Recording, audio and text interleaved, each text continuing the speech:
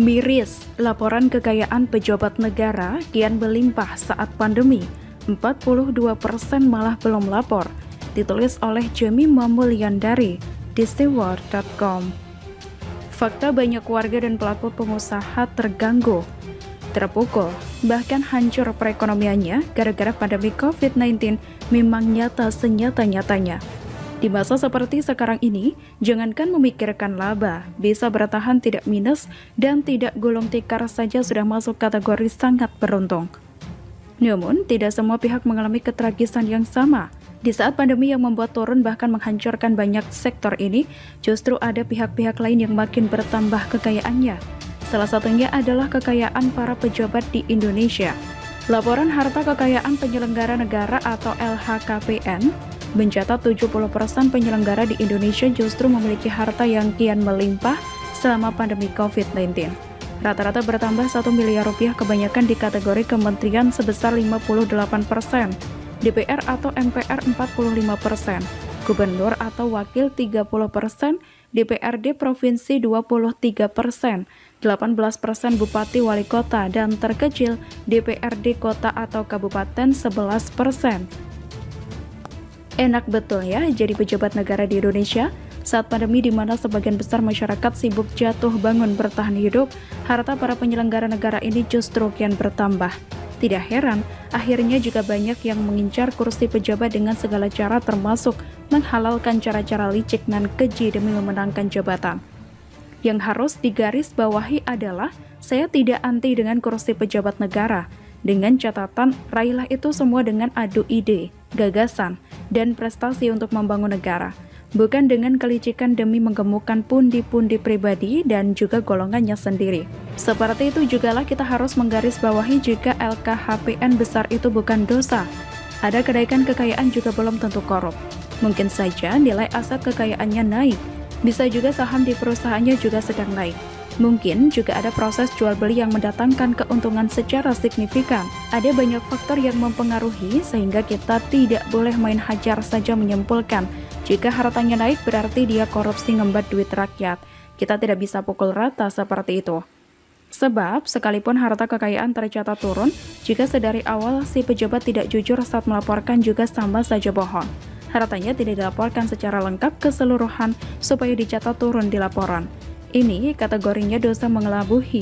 Jadinya ada potensi terindikasi korupsi karena tidak mau melaporkan semuanya apa adanya. Ada yang ditutup-tutupi bahkan disembunyikan pertanda ada sesuatu yang mencurigakan. Jadi, kesimpulan soal harta kekayaan pejabat yang harus kita cermati adalah tentang keberanian dan kejujuran mereka mau melaporkan semua harta kekayaannya atau tidak. Perkara jumlah kekayaan mereka akhirnya naik atau turun, biarlah menjadi urusan komisi atau lembaga yang punya wewenang untuk menghitung, sekaligus menyatakan pertambahan kekayaan itu kategorinya wajar atau tidak. Pahala Nainggolan selaku Deputi Pencegahan dan Monitoring KPK sudah memberikan pernyataan resmi di akun YouTube KPK RI jika selama 1 tahun terakhir pandemi, secara umum dari 70% penyelenggara negara yang hartanya bertambah tadi, kategori pertambahannya sudah dinilai masih dalam kategori wajar. Jadi, indikatornya adalah ketaatan dan kepatuhan pejabat negara dalam hal menyampaikan LHKPN.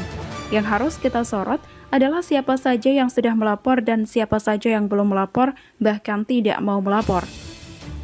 Berani melapor identik dengan berani mempertanggungjawabkan semua harta kekayaannya diobok-obok dinilai kewajarannya oleh lembaga yang berwenang. Belum melapor, bahkan tidak mau melapor, identik dengan menyembunyikan sesuatu yang tidak wajar. Takut ketahuan makanya tidak mau lapor. Sebab berani karena benar, takut karena salah. Sekarang, mari kita intip siapa saja yang sudah melapor dan belum melapor berdasarkan data LHKPN yang dipublish di website KPK.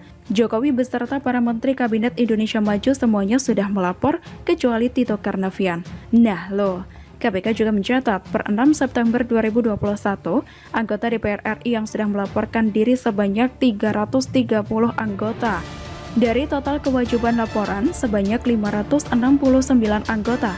Itu artinya 58% sudah melapor, sedangkan 42% yaitu 239 anggota belum melapor. Hal inilah yang harus kita cermati. Saat pejabat lainnya sudah pada melapor, kenapa masih saja ada pejabat yang bandel belum melapor seperti ini? Padahal ketika menuju pemilihan legislatif lalu, 100% para calon anggota dewan tersebut patuh melaporkan LHKPN sebagai syarat pencalonan dari KPU. Hebat banget ya kelakuannya. Mentang-mentang sekarang sudah jadi pejabat, lalu pada molor bahkan tidak mau melaporkan LHKPN lagi. Padahal, dalam Undang-Undang Nomor 28 Tahun 1999 tentang penyelenggaraan negara yang bersih dan bebas dari korupsi, kolusi, dan nepotisme, ada perintah untuk melaporkan harta kekayaan penyelenggara negara. Pasal 5 ayat 2 yang menyebutkan bahwa penyelenggara negara wajib memberikan laporan tentang harta kekayaan negara baik sebelum, selama, dan setelah melakukan atau menduduki jabatan.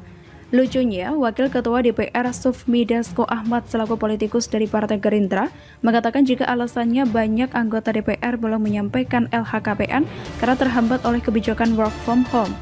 Menurut Sufmi Dasko, para anggota dewan biasanya dibantu oleh staf dan tenaga ahlinya untuk melaporkan LHKPN. Pembuatan laporan jadi terhambat karena para staf dan tenaga ahli menerapkan WFH. Mantap betul ngelesnya ya. Pertanyaan saya cuma satu untuk dijawab oleh Sufmi Dasko dan para anggota dewan yang belum melaporkan harta kekayaannya. Jika pandemi dan WFH dijadikan alasan belum bikin LHKPN, menurut kalian 330 anggota dewan lainnya yang sedang melaporkan LHKPN itu tidak terkena pandemi dan tidak WFH ya Pak? Yang terkena pandemi dan menerapkan WFH cuma 239 anggota belum melapor itu. Aneh kan jadinya? Setahu saya, pandemi ini menimpa semuanya termasuk 569 anggota dewan yang ada.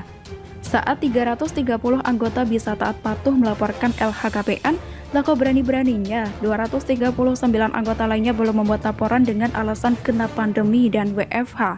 Seakan-akan 330 anggota lainnya tidak terkena pandemi dan tidak WFH. Ini jelas alasan yang dicari-cari. Begitu juga dengan Pak Tito. Saat Jokowi beserta seluruh jajaran Kabinet Indonesia Maju sudah pada melapor, justru Tito Karnavian selaku mantan Kapolri malah belum melapor, entah apa alasannya. Akhirnya, saya bisa mengambil kesimpulan, menjadi pejabat negara yang mewakili rakyat adalah sebuah kepercayaan. Bagaimana mungkin seorang wakil rakyat bisa dipercaya mengelola uang rakyat jika melaporkan harta kekayaannya sendiri sudah ruwet, memakai alasan yang tidak masuk akal. Begitulah, kurang. Tuduh ulama besar transfer dana puluhan juta ke Israel. Adam Denny desak Haikal Hasan beri klarifikasi. Pegiat media sosial Adam Denny mulai menguak sosok ulama besar Indonesia yang ia maksud melakukan aktivitas transfer dana berkali-kali ke Israel. Beberapa waktu lalu, Adam Denny mulai menyinggung soal keterlibatan ulama besar di Indonesia pada sebuah perusahaan yang ia sebut tak berizin.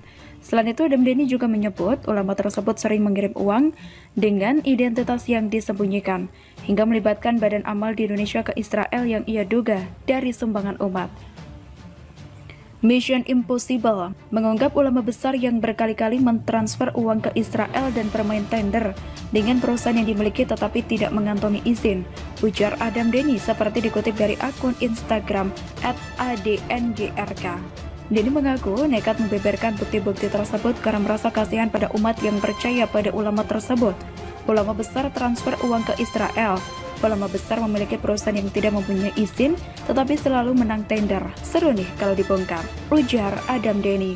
Dari unggahan Denny, total uang yang dikirim pihak ulama tersebut ke Israel mencapai 80 juta rupiah yang dikirimkan dari dua nama berbeda.